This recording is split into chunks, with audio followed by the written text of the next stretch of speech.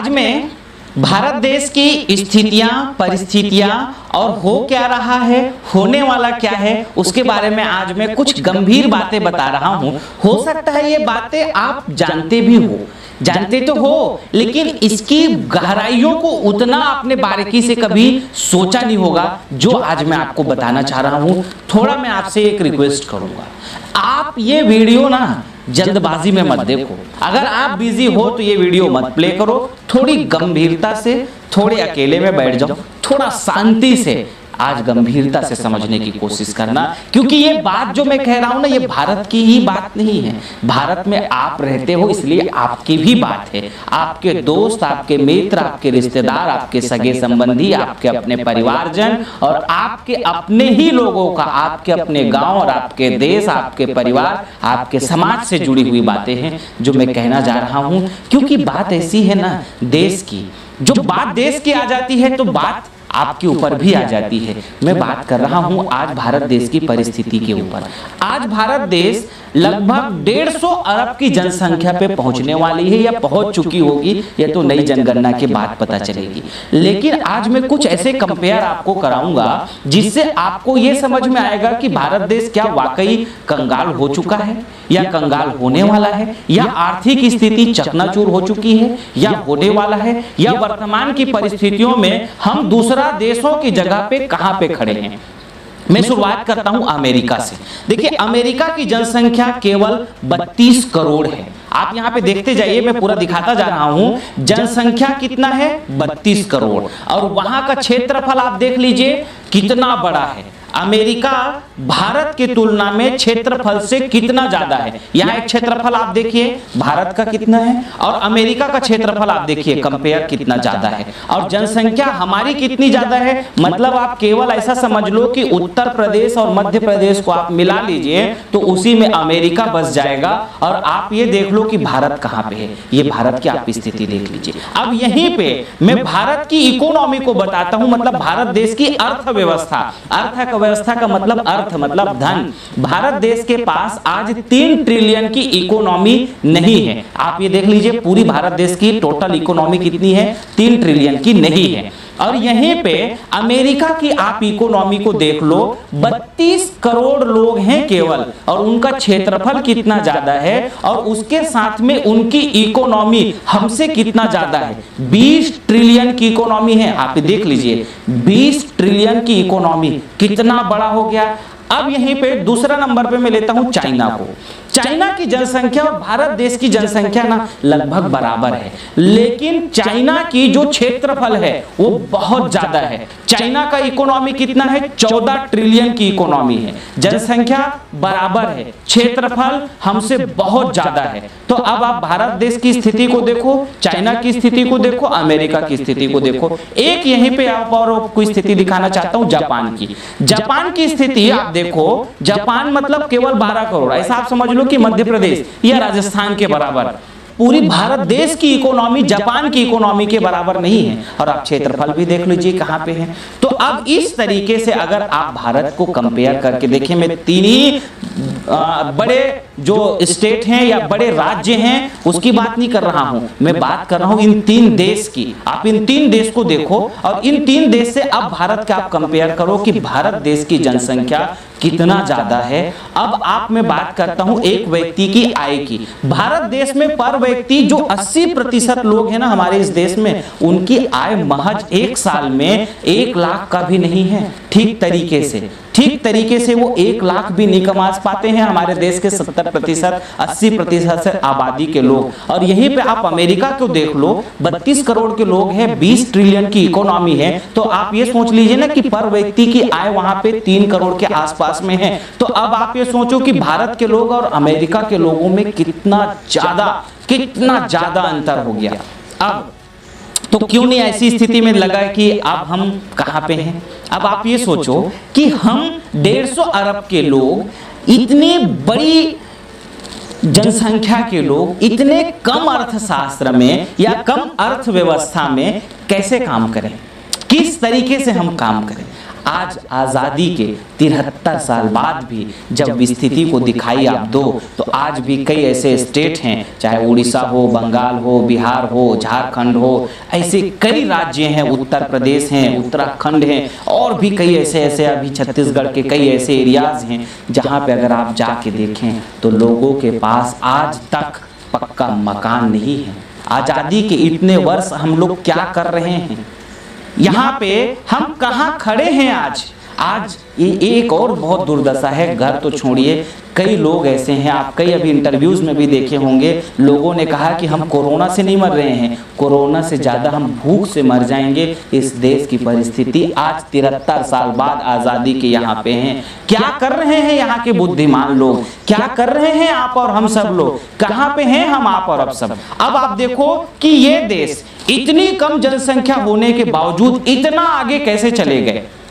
अब बात ये आती है ना कि हम इतनी बड़ी जनसंख्या होने के बाद इतना पीछे क्यों रह गए, क्या कारण है इतना पीछे होने का, और ये जो देश हैं ये इतना आगे कैसे चले गए। चाहे वो यूके की हो, चाहे वो अमेरिका की हो, चाहे वो जापान की बात हो या बात हो चाइना की, ये जो देश इतना आगे क्यों गए, कारण क्या है। अब ये बात आप समझ लो, देश की जो इकोनॉमी होती है ना, देश की जो अर्थव्यवस्था होती है या जो देश के लोग हैं, इनकी अमीरी तब बढ़ती है जब इस देश में पैसा ज़्यादा बाहर से आए, और इस देश का पैसा बाहर ना जाए तब जाकर के देश की इकोनॉमी अर्थव्यवस्था बढ़ती है। सामान्य भाषा में आप इस तरह से समझ लो, इसको बहुत कैलकुलेशंस की भाषा में मत देखो, सामान्य भाषा में जब इस देश का पैसा बाहर ना जाए और बाहर से इस देश में पैसा आए तब इस देश का पैसा बढ़ेगा। भारत के साथ में जस्ट उल्टा हुआ और हो रहा है।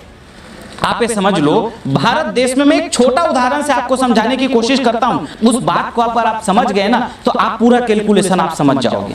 मैं एक छोटा बात करता हूं, केवल मोबाइल इंडस्ट्री को उठाता हूं।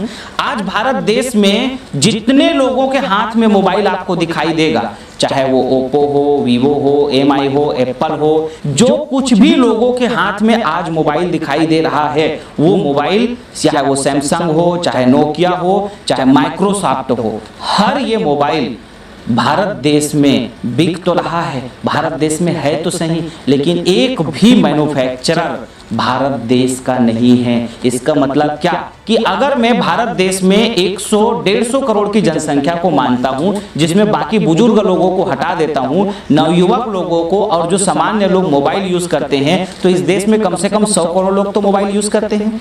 अब 100 करोड़ की आप जीरो ये देख लीजिए, मैं लिख रहा हूं 100 करोड़ का जीरो, और अब आप मान लीजिए कि अप्रोक्सीमेट एक व्यक्ति का जो मोबाइल है, कोई 25,000 का मोबाइल चलाते हैं, कोई 27,000 का चलाते हैं, कोई 12,000, कोई 13,000, कोई 17,000, मिनिमम सबका इस तरह का मोबाइल है। स्मार्टफोन सबके पास है, किसी किसी के पास में छोटा फोन है, लेकिन जो औसत रेशो को अगर आप मिला लें तो एक व्यक्ति के मोबाइल का जो कॉस्ट अगर मैं मानूं तो 10,000 में मान लेता हूं। अब आप सोचो 100 करोड़, देखो मैं कैलकुलेशन कितना होगा आप खुद आप देख लो, 100 करोड़ बाई 10,000। अब आप देखो कि कितना यह फिगर आया, इतना बड़ा आप जीरो को आप निकाल करके देखो और इसको आप पढ़ के बताओ कि कितना रुपया। अब ये पूरा पैसा, अब आप यहाँ पे मजे की बात समझिएगा, ये पूरा पैसा का जो बेनिफिट्स हैं, मोबाइल इंडस्ट्री को जब मैं जानने और समझने की कोशिश कर रहा था तो यहाँ जो प्रॉफिट होती है वो कम से कम 60% की प्रॉफिट होती है। 60% की प्रॉफिट किसे कहते हैं, बहुत ज्यादा होती है 60%, मतलब लागत जो कॉस्ट है वो 40% है फिलहाल। अब आप यहाँ पे मजे की बात और देख लो, आप इतना पूरा पैसा, इतना अरब रुपया, इसका पूरा प्रॉफिट कहां चला गया, या तो वो चला गया जापान, या तो वो चला गया पूरा पैसा चाइना में, या तो वो पूरा पैसा चला गया अमेरिका में, या कि फिर यूके में। क्योंकि मोबाइल बनाने वाला जो पूरा सेगमेंट है, कारोबार है, वो किसके हाथ में है, विदेशियों के हाथ में। भारत में बुद्धिमानी की दावा तो करते हैं, भारत में बड़े एक से एक माई का लाल पैदा तो होते हैं, लेकिन कहां गए ये माई के लाल, कहां गए ये सब देश के सोच वाले लोग। एक इंडस्ट्री में अभी पूरी इंडस्ट्री को गिनाऊंगा तो दिमाग आपका करप्ट हो जाएगा। अरे हो क्या रहा है, एक इंडस्ट्री का आप जीरो गिन नहीं पाओगे कि कितना जीरो है, कितना अरब रुपया हो गया, इसको आप समझ नहीं पाओगे। अब आप सोच लो इसका खेल, इतना पैसा इस देश से बाहर केवल मोबाइल से गया, अब आप यहां पे और दूसरी बात समझ लो, इस मोबाइल को बेचने वाले कौन? अमेज़न। सबसे ज्यादा मोबाइल बिक्री किसने किया? अमेज़न। वो भी कौन? विदेशी। जो बेच के भी पैसा, अगर मान लीजिए देश के व्यापारी लोग अगर बेचते ना तो उसका पैसा कम से कम देश के लोगों को मिलता है। उसको बेचा किसने? अमेज़न ने। उसको बेचा किसने? फ्लिपकार्ट ने। उसको बेचा किसने? मिंत्रा ने। उसको बेचा किसने? ईबे ने। उसको बेचा किसने? अलीबाबा ने। उसको बेचा किसने? शॉपक्लूज ने। उसको बेचा किसने? स्नैपडील ने। मतलब पूरा बेचने वाला जो कंपनी ज्यादातर है, अगर इंडियन कोई कंपनी है तो उसमें इन्वेस्टर्स भी आएंगे बाहर देश के, जैसे स्नैपडील अभी इंडिया का है लेकिन उसके इन्वेस्टर्स बाहर के हैं। तो अब आप ये समझ लीजिए कि पूरा जो बेचने वाला ई कॉमर्स है, चाहे वो शॉपक्लूज हो चाहे फ्लिपकार्ट हो, इतने भयानक इनके टर्नओवर है कि अब आप सोचो, बनाने वाला कौन? विदेशी। बेचने वाला कौन? विदेशी। मतलब आप ये सोचिए कि पूरी इंडस्ट्री का बेनिफिट विदेश में चला गया। अब आप ये सोचिए, अगर ये पैसा देश के व्यापारी लोगों के पास होता तो यहाँ कितने लोगों को रोजगार मिलता, यहाँ के पास कितने सारे लोगों के पास में पैसा होता। ये देश का पैसा अगर बाहर न जाता तो देश की इकोनॉमी, अब इन देशों की इकोनॉमी बढ़ी कैसे? क्योंकि यहाँ का पैसा कहाँ चला गया? अमेरिका गया, जापान गया, चाइना गया, कोरिया गया, साथ में यूके और यूरोप में गया।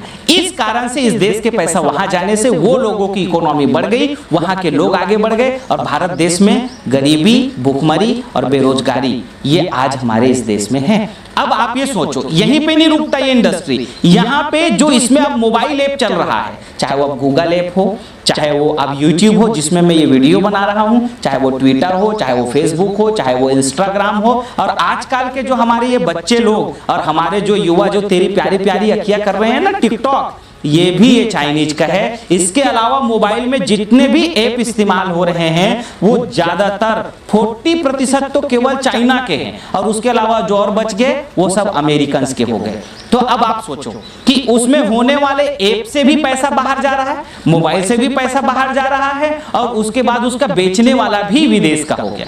कितनी बड़ी लूट यहाँ पे इस सेक्टर्स में हुआ। इसी प्रकार से सेम अगर मैं बात करूं तो कंप्यूटर इंडस्ट्री भी हो गया, वही सेम बेचने वाले उसी प्रकार से विदेशी, बनाने वाले पूरे विदेशी, कंप्यूटर इंडस्ट्री हो गया।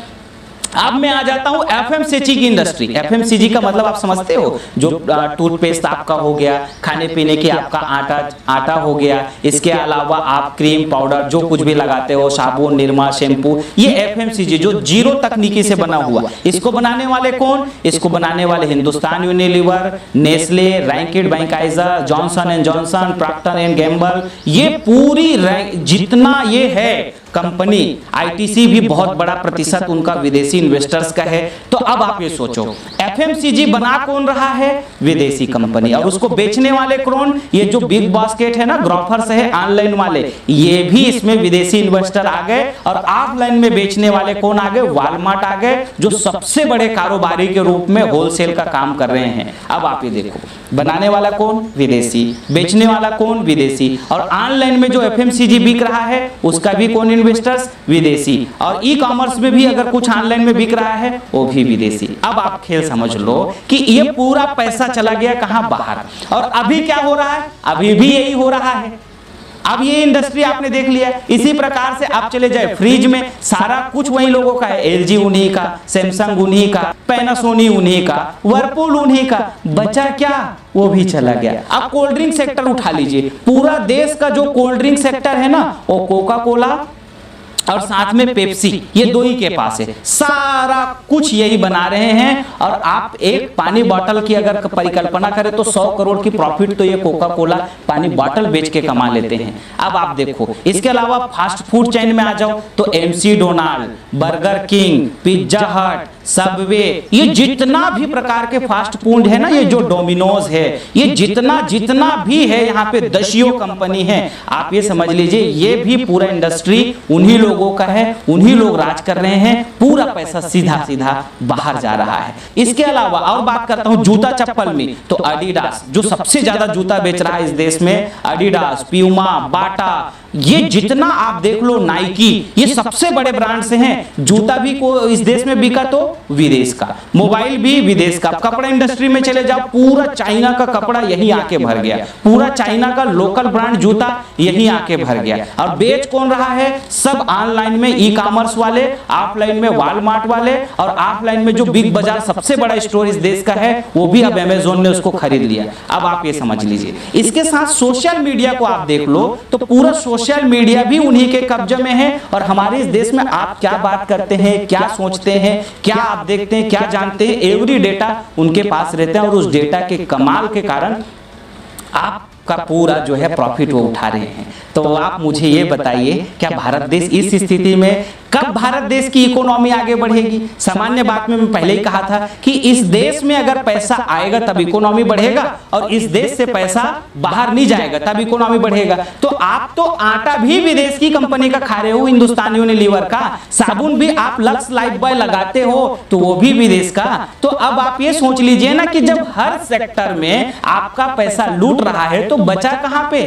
अब इतना सब कुछ हो रहा है और आप और हम सब लोग कहां फंसे हैं? कोई टिकटॉक में फंसे हैं, कोई क्रिकेटर में फंसे हैं। और मैं ये मुद्दा उठा रहा हूं ना स्वदेशी का या देश बचाने का, तो कुछ लोग मेरी निंदा में लगे होंगे, और कुछ लोग कोई फिल्म देखने में लगे हैं, कोई कॉमेडी में ही हू करने में लगे हुए हैं, और ये पूरा देश लूट गया। अब आप मुझे जवाब दो कि किस तरीके से आप बचाओगे। और हमारी मेंटेलिटी क्या है? ये विदेशी कंपनी यहाँ आए, अपनी कंपनी खड़ा करे, और बेवकूफ के जैसा जी हुजूरी करते हुए तुम उसके दरबार में नौकरी मांगो। इससे ज्यादा नीची सोच और भद्दी सोच क्या हो सकती है? हम लोगों को शर्म आनी चाहिए। हम बड़ा चीड़ भी आता है, बड़ा गुस्सा भी आता है, लेकिन जब मैं इसके ऊपर अध्ययन करता हूं ना, जब समझता हूं, तो रात रात की नींद गायब हो जाता है कि यार इस देश में हो क्या रहा है, इस देश के लोगों की समझ कहां पे है। मैं मतलब ये छोटी इंडस्ट्री ही गिनाया हूं अभी तक, आप हैरान हो जाओगे। ऐसा कोई इंडस्ट्री नहीं बचा है जिसके ऊपर विदेशियों का कब्जा ना हो। चाहे वो कृषि सेक्टर के इंडस्ट्रीज को उठा लीजिए, चाहे आप और कोई भी इंडस्ट्री आप मुझे उठा करके बता दीजिए, मैं कंपनियों का नाम बता दूंगा।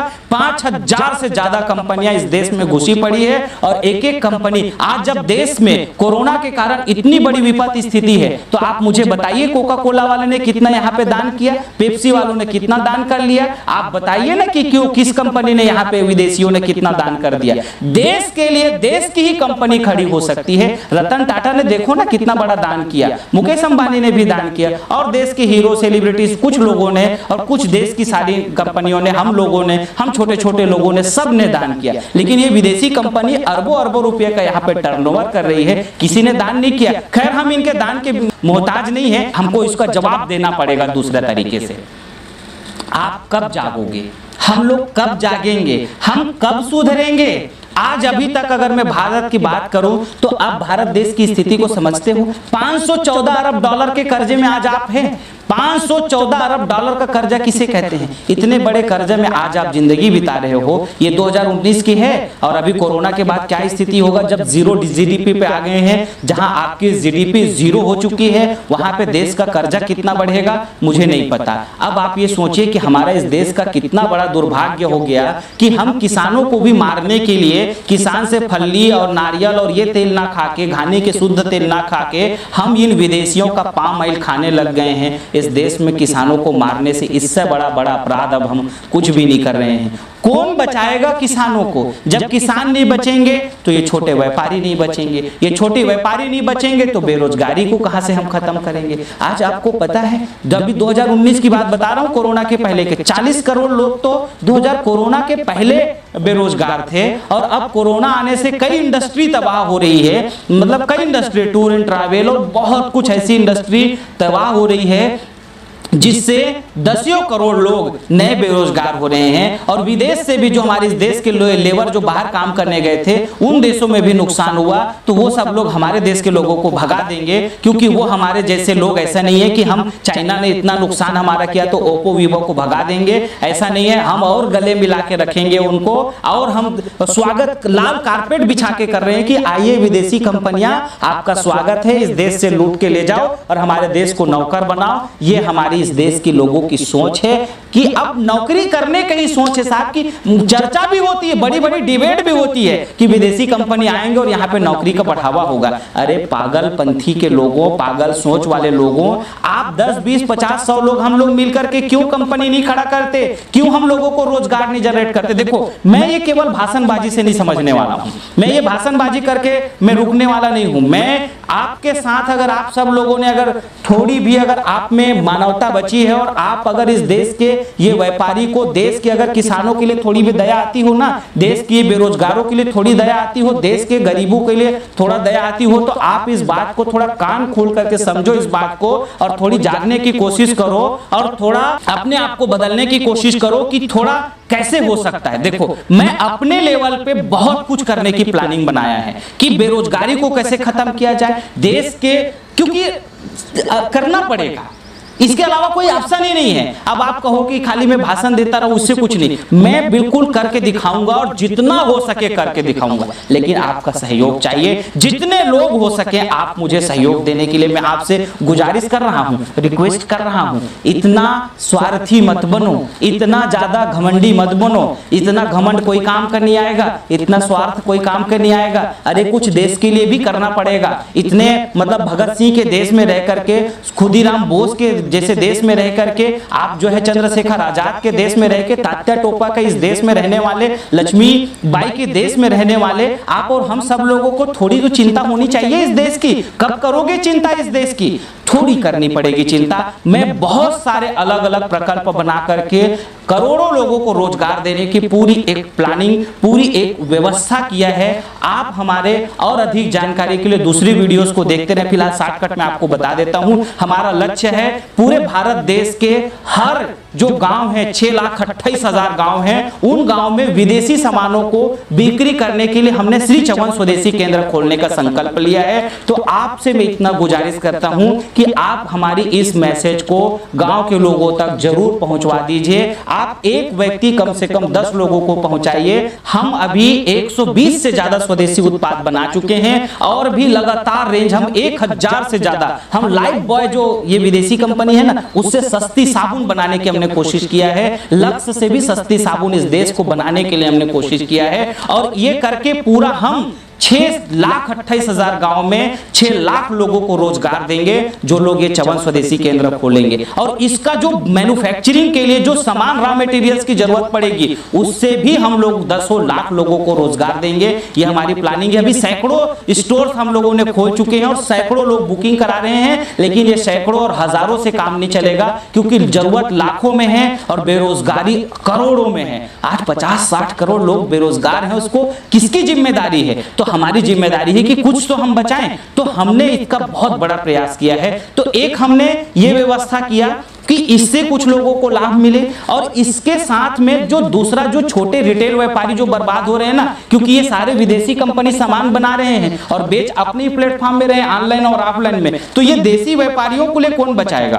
क्योंकि सबसे ज्यादा जो व्यापार है वो देश के जो छोटे छोटे मैन्युफैक्चरर है वो देंगे, तो उसकी सामान बिकने की व्यवस्था बनानी पड़ेगी। तो हमने गांव के लिए तो ये मॉडल अपना दिया, चौहान स्वदेशी केंद्र। अब जो तहसील है, जो कस्बा है, उसके लिए हमने स्वदेशी सुपर बाजार, AD5 स्वदेशी सुपर बाजार की व्यवस्था बनाया, जिसमें देश का हर एक व्यापारी, जो छोटे छोटे व्यापारी हैं, कोई साबुन बना रहा है, कोई निरमा बना रहा है, कोई तेल बना रहा है, उनका सबका सामान, और बड़े व्यापारी का भी, बड़े व्यापारी में चाहे वो पतंजलि हो, चाहे वो डाबर हो, चाहे झंडू हो, चाहे वो इमामी हो, जो भी हो, बड़े ब्रांड्स, छोटे ब्रांड, ये हम सब देशवासी मिल करके जितने छोटे छोटे प्रोडक्ट जो बना रहे हैं, इसको हम स्वदेशी सुपर बाजार के लिए इस्तेमाल करेंगे। वहां पे एक भी विदेशी नहीं मिलेगा, वहां पे कोई भी विदेशी इन्वेस्टर से जुड़ा हुआ सामान, और वहां पे ये lux, life boy, clinic plus, Dow, ये कुछ भी सामान नहीं मिलेगा। वहां पे जो कुछ भी सामान मिलेगा वो देश का मिलेगा। बेचने वाले कौन होंगे? देश के होंगे। ये सुपर बाजार कौन खोल सकता है? आपके पास अगर थोड़ा पैसा है तो आपको हम सॉफ्टवेयर देंगे, क्योंकि ये बड़ा मॉडल है, तो इसके लिए थोड़ा पैसा लगेगा, 5-7 लाख रुपए का बजट लगेगा। आपको हम मॉडल देंगे, हम आपको सॉफ्टवेयर देंगे, टेक्नोलॉजी देंगे, ट्रेनिंग देंगे, प्रशिक्षण देंगे, और साथ में पूरा स्वदेशी संग्रहण का जो पूरा उत्पाद है वो हम आपको देंगे। और आपकी दुकान गारंटी से इसलिए चलेगा ना क्योंकि बात यहाँ पे सैकड़ों व्यापारियों की है। सैकड़ों व्यापारी हमारे साथ आके खड़े हो गए हैं, साहब आप इस कदम को उठाए हैं, आप हमारे उत्पाद को आप अपने बाजार पे रखिए, मैं पम्पलेट बना करके आपके जो है सुपर बाजार का प्रमोशन करूंगा। मतलब आप अगर सुपर बाजार की फ्रेंचाइजी अगर खोलोगे ना तो आप अकेले नहीं हो, आपके साथ में मेरे देश के छोटे छोटे हर एक मैन्युफैक्चरर और हर जो है देश के स्वदेशी व्यापारी सब तुम्हारे साथ खड़े होंगे। अकेले की लड़ाई नहीं है। तो एक जात हम होकर के जितने ये मैन्युफैक्चरर, इनको इसलिए फायदा होगा क्योंकि इनका सामान अब बिकेगा ना। ये विदेशी व्यापारी बना रहे हैं अपने प्लेटफॉर्म पे और बेच रहे हैं अपने विदेशी प्लेटफॉर्म पे। हम स्वदेशी प्लेटफॉर्म, बनाने वाले कौन? स्वदेशी, बेचने वाले कौन? स्वदेशी। तो इससे कितने लोगों को रोजगार मिलेगा? जब देश के छोटे छोटे इंडस्ट्रीज जितनी हैं ये चलेंगे, इससे रोजगार मिलेगा। तो अब आप ये सोच लीजिए, इस पूरे प्रक्रम से मैंने सोचा है कि करीब करीब हम 10 करोड़ से ज्यादा लोगों को रोजगार से जोड़ पाएंगे, जो सामान्य चीजें हैं इसके ऊपर। अब इसके साथ में मैंने एक दूसरा प्रकल्प भी अपनाया है। हमारा जो टैलेंट क्रिएटर एकेडमी है ना, उसमें हम जो छोटे टेक्नोलॉजी के जो लोग सीखना चाह रहे हैं, कोई साबुन बनाना सीखना चाह रहे हैं, शैम्पू बनाना, hand wash, floor cleaner, toilet cleaner, जिसको बनाना है उसको भी सिखाने का कौन काम करेगा? मैं करूंगा। हम सिखाएंगे आपको। आप आइए हमारे इस नंबर में फोन कीजिए, हम आपको सिखाएंगे और उसको बनाना है और उसको ब्रांडिंग करना है और बेचने के लिए भी हम आपको टेक्निक देंगे, सारा चीजें हम आपको करेंगे और जगह भी देंगे। आप बनाइए, बनाना सिखाएंगे भी हम और बेचने के लिए भी प्लेटफॉर्म आपको स्वदेशी सुपर बाजार का मिलेगा। कोई चिंता आप मत कीजिए कि आपको अमेज़न में बेचने की कोई जरूरत नहीं है। हमने अपने उत्पाद को आज तक किसी विदेशी प्लेटफॉर्म में बेचा ही नहीं, जानबूझ के नहीं बेचा, क्योंकि अगर मैं उनके पास बेचूंगा तो वो बोलेगा 20% का कमीशन दो, और वो मेरा 20% का कमीशन कहां ले जाएंगे? अमेरिका ले जाएंगे। मुझे नहीं चाहिए ऐसा पैसा। ऐसे पैसा को मैं चिमटा से छूना नहीं पसंद करता। तो मैं आप सबसे यही कहूंगा कि आप और हम सब मिलकर के इस राष्ट्र को बदलेंगे। और रही बात मोबाइल की, मैं ये केवल FMCG सेक्टर, ये मैं अपने उत्पाद की नहीं बात कर रहा हूं। 54 स्वदेशी केंद्र गांव-गांव के लिए हो गया और गांव-गांव में सप्लाई देने के लिए हर तहसील में हम 54 स्वदेशी केंद्र खोलेंगे और हर जिला में स्वदेशी केंद्र खोलेंगे और हर कस्बा में, हर तहसील में, हर जिला में एक स्वदेशी सुपर बाजार होगा, जहां देश के व्यापारियों का सारा सामान बिकेगा और देश के सारे जो जरूरत की चीजें होंगी, चाहे टूथपेस्ट हो, चाहे वो नमक हो, चाहे वो आटा हो, चाहे वो शैम्पू हो, साबुन हो, जो आपको पसंद आए वहां आपने अगर आ लिया, आपने खरीद लिया, मतलब देश को सहयोग किया, क्योंकि देश के व्यापारी का बना हुआ सामान बिकेगा। और ये अगर चलेंगे तो किसानों को इतना ज्यादा फायदा होगा ना। किसानों को क्यों फायदा होगा? क्योंकि किसानों के लिए भी हम काम कर रहे हैं। एक और बहुत बड़ा काम कर रहे हैं हम, जो बड़ी मात्रा में इस देश का पैसा रिफाइंड ऑयल के लिए, पाम ऑयल के लिए बाहर जा रहा है ना, उसके लिए भी एक मैं आप लोगों को आज कह रहा हूं बात। आप ये नंबर पे फोन कीजिएगा। आपको यदि घानी लगवाना है, हमारा संकल्प है कि पूरे हर गांव पे एक घानी लगवाना है। मतलब हमारा तो संकल्प है कि कम से कम 6-7 लाख घानी गांव-गांव में लगाना है और गांव-गांव में किसानों का फल्ली, नारियल, सरसों ये सब खरीदना है और बादाम, ये सब करके शुद्ध तेल निकालना है और वो शुद्ध तेल निकाल करके किसानों को डायरेक्ट पहुंचाना है फायदा। और ये जो बड़ी बड़ी कंपनियां, विदेशी कंपनियां जो तेल यहां आके बेच रही है और हमारे इस देश का पैसा विदेश जा रहा है, उसको सारे बचाने के लिए अब आपको अगर घानी की मशीन लगवाना है तो हमारे इस नंबर में फोन कीजिए और आप जो है घानी लगा करके अपने आप को रोजगार दीजिए। मतलब कई सेक्टर बता दिया आपको मैंने। अगर आप 54 स्वदेशी केंद्र खोल के रोजगार चाहिए तब भी इस नंबर में फोन कीजिए, इन नंबर में फोन कीजिए। आप अगर तेल का घानी लगा के रोजगार चाहिए तो इस नंबर में फोन कीजिए। आप यदि 54 स्वदेशी केंद्र के साथ में बड़ा काम करना चाहते हैं तो तहसील की फ्रेंचाइजी ले लो, और बड़ा करना चाहते हो तो जिला का ले लो। तो आप इस तरह से आपकी जैसा जिस बजट में, और नहीं आपको सीखना है और सीख के रोजगार करना है तब भी हमारे इस काम में। इसके अलावा हम परोपकार स्वदेशी समृद्धि कार्ड का भी बहुत बड़ा अभियान चला रहे हैं ताकि देश में और भी दूसरे जो सेक्टर्स हैं उसको रोजगार दे सकें। उसके अधिक जानकारी के लिए, अब वीडियो बहुत बड़ा होता जा रहा है, मैं भी थक गया हूं बोलते बोलते, लेकिन आप हमारे इन नंबरों में फोन करके और जो जो दूसरे वीडियोस हैं उसको भी देखते रहें। अब अगला नंबर है जो दूसरी और भी टेक्नोलॉजी से जुड़ी हुई चीजें हैं। हमारा तो संकल्प है स्वदेशी वस्त्रों के लिए काम करने का। आप यदि स्वदेशी मैन्युफैक्चरर हैं स्वदेश के कपड़ों का, तब भी आप हमारे यहाँ कॉन्टेक्ट कीजिएगा। आप यदि स्वदेशी जूता चप्पलों का निर्माता है तब भी हमारे यहाँ कॉन्टेक्ट कीजिएगा। और मैं दूसरा आप सबसे कहता हूँ कि आप यदि स्वदेशी सुपर बाजार खोलना चाह रहे हैं तब भी आप हमारे यहाँ फोन कीजिए। और आप यदि जूता चप्पल का स्वदेशी संग्रहण का स्टोर खोलना चाहें तब भी आप हमको बताइए। आप अगर स्वदेशी वस्त्रों का खोलना चाहें तब भी हमको बताइए। हमारा संकल्प है कि कैसे भी करके बचाया जाए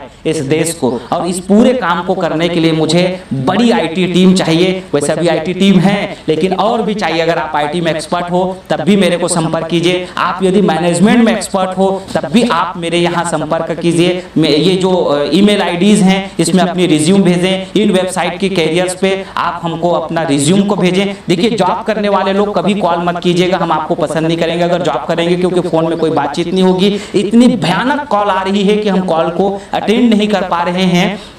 तो मैं आप सबसे ये कहूँगा कि आप अपना रिज्यूम्स को जॉब वाले लोग हमारे इन वेबसाइट्स के कैरियर्स में जाकर के भेजेंगे, या तो फिर हमारी इस ईमेल आईडी पे अपना रिज्यूम्स को मेल करेंगे। और जो बाकी व्यापारी लोग हैं वो हमारे नंबरों में फ़ोन कर सकते हैं, और जो लोग खोलना चाहते हैं चवन स्वदेशी केंद्र वो लोग भी फ़ोन कर सकते हैं, और बाकी जो लोग देश बचाने के लिए हमारे इस अभियान से जुड़ना चाहते हैं वो लोग भी फ़ोन कर सकते हैं। और मैं आप सबसे ये कहूँगा, ये जिम्मेदारी देश बचाने की आपकी भी है। मैं जितना कर रहा हूँ, आप मेरे से ईर्ष्या मत कीजिए। आप अगर कुछ कर सकते हो आप भी देश बचाने के लिए करो। आप जो बना रहे हो, मोबाइल बनाओ, जो कुछ भी बनाओ, बस विदेशियों को मत बेचो। इस देश वाले लोगों ने भी, कुछ लोगों ने अपने फायदा के लिए, जैसे हॉटस्टार ने बेच दिया, जैसे फ्लिपकार्ट ने बेच दिया, जैसे कितनी कंपनियों ने, हमारे इस देश वालों ने इन विदेशियों को बेच दिया। देश को बर्बाद होना है, देश को कंगाल होना है, उससे बचाने के लिए थोड़ी आप भी सोचो। अब आप ये सोचो ना कि हम 150 अरब जनसंख्या,